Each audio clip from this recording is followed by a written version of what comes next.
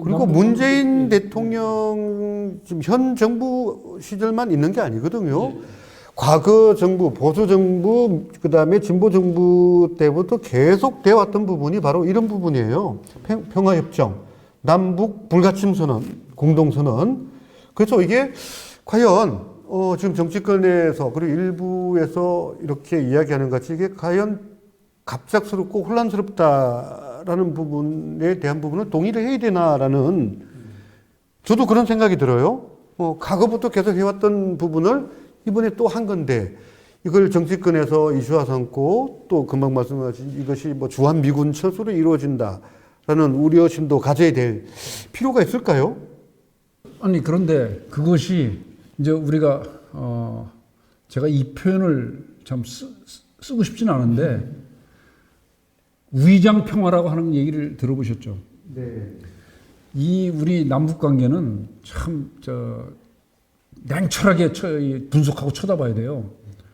1990년도 저 공산 진영이 무너지고 나서 북한에서 어떤 태도 변화가 왔어요. 그거 망하는 줄 알았어요. 북한도 급해가지고 거기도 무너지는 줄 알고 급해가지고 남쪽에다가 그래서 나온 게 뭡니까? 남북 기본조약이 나왔어요. 불가침 선언도 거기 다 있습니다. 거기에 교류 협력 방안도 그때 다 만들었어요. 그래서 91년도에 우리가 다 만들었어요. 남북 간에 해갖고 그때 고위급 회담이라고 해서 저쪽 연영묵 총리가 와서 여기 와서 회담하고 우리 쪽 누구예요? 저 정원식 총리가 가서 자기하고 그러면서 만들어 놓은 게 그 체제가 다 있어요. 근데 그걸 누가 다 휴지조각 만들었습니까? 간첩 보내고, 예? 무장 세력 보내고, 막 그래가지고 한 게 누구예요? 북한이에요. 자기들이 급하니까, 자칫하면 이거 망하겠다 생각하니까 평화공사를 해가지고 그런 걸 만들어 놨고. 그러고는 핵은 계속 막 자기들이 만들었어요. 더 열심히 핵을 만들었어요, 그쪽에서는. 왜? 재래식 전략 갖고는 남쪽을 이길 수가 없겠다. 특히 미군이 있는 한은 안 되겠다 생각하니까 속 핵 전략으로 바꾼 겁니다, 그게. 그래서 지금 그 얘기를 해요. 2000년도에 6.15 손일사하고 남북 관계가 이제 좋아지고, 예? 그 다음에 언제입니까? 노무현 대통령이 거기 가서 한 게 97년입니까? 가서 두 번째 정상회담 해가지고 뭐 연평도 인근에 뭐 평화 수역을 만들고 좀. 근데 잘 생각하셔야 됩니다. 그거는 남북 관계예요. 종전선언, 평화협정은 남북 관계가 아닙니다. 이거는 국제 관계예요. 국제 정치 관계. 그걸 아셔야 돼요. 근데 이걸 막 혼동해서 생각한다고. 그러니까 남과 북이 어떤 정권이 우리 전쟁 끝내자 하고 종전선언 그 아무 의미 없어요. 각 국가 간에 서로 통일이 된다. 더군다나 남과 북이 유엔에 공동 가입되어 있는 상황에서 국가 간 정전 협정을 뛰어넘는 종전 선언을 한다. 그게 오히려 국제 관계에서 또 환영받고 또 지금 현재 아까 말씀하신 미국이 중국을 견제하는 부분에서도 상당한 변화가 있지 않을까요? 근데 첫 번째, 북한이 남북 간에 종전선언을 하지 않습니다. 근데 김여정이는 매우 흥미있는 제안이라고 했잖아요. 흥미있는 제안이라는 말까지 나왔어요. 문재인 대통령은 계속 짝사랑하는 거예요. 북한에다 대고 종전선언하자고. 근데 북한에서는 너는 아니야. 너하고 언제 우리가 전쟁했어? 전쟁 안 했어. 그 얘기예요. 그러니까 미국하고만 하겠다라는 소리인가요? 거기서 의식하고 중요시 여기는 건 미군이에요. 한국은 아예 인정도 안 해요. 그래서 겨우 나온 게 이제서 흥미있는지 아니다 그 정도만 얘기가 나온 거예요. 근데 남북 간에 단 둘이서 종전 선언 하면 좋죠. 우리가 뭐 그 반대하지 않습니다. 근데 북한에서 그거 절대 받아들이지 않을 겁니다. 그 다음에 그렇게 해본들 의미가 없어요. 왜? 종전은 전쟁을 끝내는 건데 무슨 전쟁을 끝내는 겁니까? 한국 전쟁을 끝내는 거예요. 한국 전쟁은 누가 했습니까? 미국하고 중국이 다 했어요. 미국하고 중국이 참여하지 않는 그런 전쟁을 끝낸다고 우리가 얘기한들 그 의미가 무엇이 있겠느냐 이거예요. 그럼 약간 방향을 좀 틀어볼게요. 지금, 정확하게 그걸 알고 계셔야 돼요. 지금 그래서 정치권에서는 매우 혼란스럽다. 뭐, 이제 임기도 얼마 남지 않았는데 굳이 이렇게 해서 국민들에게 어떤 기대감 혹은 또 실망감을 줘야 되냐라고 이렇게 하고 있는데 지금 뭐 제가 들어보니까 정치권에서도 바로 이런 이념, 이런 사고를 가지고 서로 공격을 하는 것 같아요. 근데 단순하게 국민들 입장에서 저도 국민 입장에서 보면 통일이라는 부분이 군사적 부분이 해결되면서 이념적 전쟁도 자연스럽게 해결된다면 남북 간에 서로 여러 가지 어떤 교류를 통해서 우리가 국제사회에서 더 발전하고 더 성장하고 더 자리 잡지 않겠냐라는 생각입니다. 네. 그 생각 저도 동의합니다. 근데 아주 순진한 생각이에요. 제가 좀 순진합니다. 아니, 자, 생각해 보세요. 아까도 제가 잠깐 얘기했지만은 북한도 군사력을 다 없애고 남쪽도 군사력을 다 없애고 그러면 종전 선언해도 좋다 이거예요. 근데 북한이 이제까지 핵 없애겠다는 얘기 한마디나 했습니까? 아니, 없애겠다는 건 관두고, 핵실험 안 한다, 또 핵무기 감축한다, 이런 얘기 한마디 한 적 있습니까? 특히 한국과 우리 대한민국과의 대화에서 안 합니다, 절대. 핵의 히읗자 발언, 그것만 나와도 거기는 딱 문을 닫습니다. 얘기하지 말라는 거예요. 그거를 또 북한에서 얘기하는 걸 다 얘기하면 무지하게 길어지는데, 그건 자주라는 거예요, 자주. 자주라고 하는 겁니다, 그게. 절대 그거는 양보를 걔들이 할 리가 없습니다. 할 수가 없습니다, 그거는. 왜? 핵을 포기하는 순간에 김정은 체제는 무너집니다. 지금 김정은이가 핵을 가지면서 국가 제일주의. 그죠? 우리 핵이 있기 때문에 우리가 미국이랑도 우리가 대등한 입장이다. 그리고 어느 누구도 우리를 건들 수 없다. 김일성 시대의 우리식 사회주의, 김정은 시대의 붉은기 사상을 통한 인민의 통제 선전순동이었다면 김정은이는 핵을 통한 국가 제일주의단 말이에요. 근데 우리가 핵하는데 과연 우리가 그 핵에 대한 너무 노이로제에 걸리지 않느냐.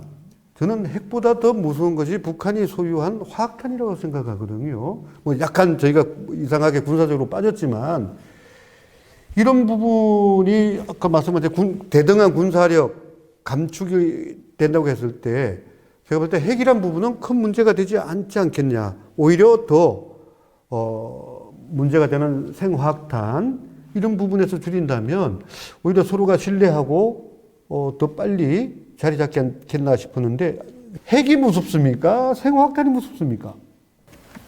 일반적으로는 핵에 대한 두려움이 더 크지 않을까요? 네. 그렇죠. 저는 근데 핵보다는 생화학탄이 더 두렵거든요.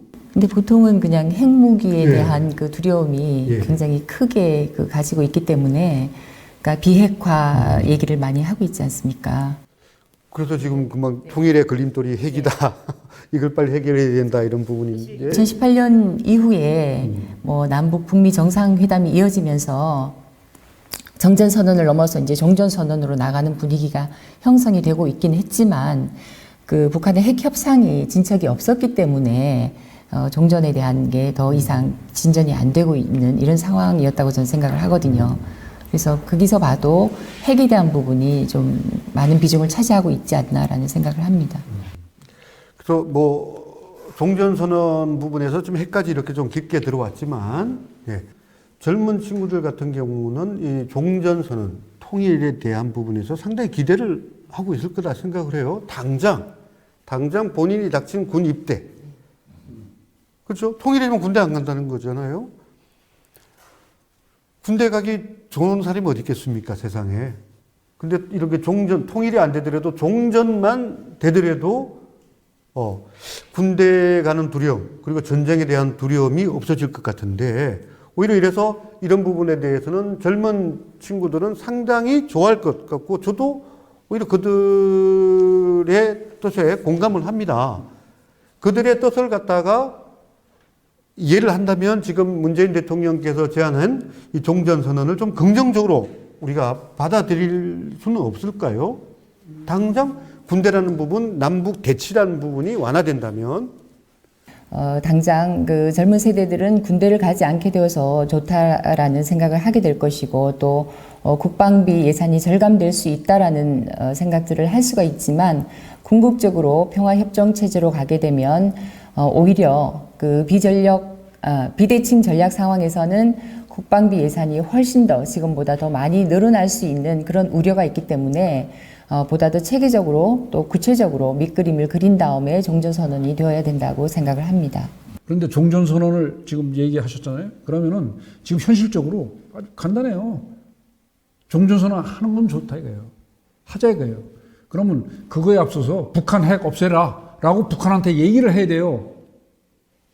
문재인 대통령이 그 얘기를 안 하고 종전선언 100번 얘기해 보십시오. 아무 의미가 없어요. 북한 핵을 없애라 라고 하는 얘기를 할 수가 있어야 돼요. 아니면은 좋다. 당신들이 없앨 수 없으면 우리가 핵무장 하겠다 라고 얘기를 해야 돼요. 왜? 대칭. 우리 그 안보 능력을 똑같이 갖고 가야 되니까. 그래야지 평화가 오는 거지. 한쪽으로 기울어져 가지고 평화가 올 수 있겠습니까? 그래서 우리 젊은 세대들이 바로 이제는 이런 인식을 똑바로 가져야 될 필요가 있어요. 평화 오는 거 좋습니다. 누가 반대합니까? 군대 안 가는 거 좋죠. 그런데 지금 이런 상황에서 군대를 안 가면은 또 평화만 오면은 그 평화가 진정한 의미의 평화냐 이거죠. 진정한 의미의 평화는 없습니다. 이 위협을 받고 있는 상황에서 우리가 흔히 그런 얘기 하잖아요. 우리 머리 위에 핵을 안고 어떻게 평화를 얘기하느냐. 네, 좀 더 깊게 가고 싶지만 제한된 시간이 다가왔는데, 저는 어떤 참전 용사께서 하신 말씀이 좀 기억이 납니다. 전쟁의 참상이라는 것은 영화를 보는 것과는 틀리다. 이루 말할 수 없는 참상이다라는 말씀하시는 걸 봤습니다. 실제 소총에 전사하는 사람보다 박격포라든가 각종 중화기에 사망하면서 전후에 사체도 찾을 수 없는 그런 참혹함이 바로 전쟁이다라는 말씀을 들었습니다. 전쟁이라고 해서는 어차피 시작이 된다면 사람을 죽여야 되는 것이지요. 사람이 사람을 목숨을 해야 한다는 것만큼 두렵고 또 어려운 건 없을 거라 생각합니다. 아직 문재인 대통령의 종전선언 제안에 대해서 북한도 구체적으로는 제안되지 않았지만 저희가 급하게 한번 토론을 해봤습니다. 여러 분들의 의견도 있을 것이고 또 종전선언에 대해서 무조건적인 찬성과 또 무조건적인 반대도 있을 것이고, 때로는 저희가 공중파도 아니기 때문에 개인적 성향 부분은 자유롭게 이야기를 할 수 있는 겁니다. 저는 근본 문재인 대통령의 종전선언은 저는 좀 더 구체화시키면 좋겠다.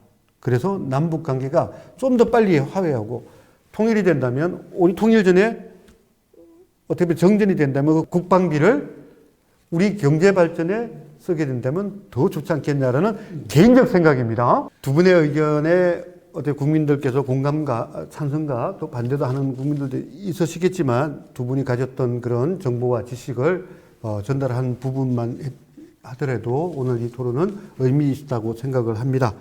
다음번에는 더 다양한 주제를 가지고 여러분을 찾아뵙도록 하겠습니다. 감사합니다. 감사합니다.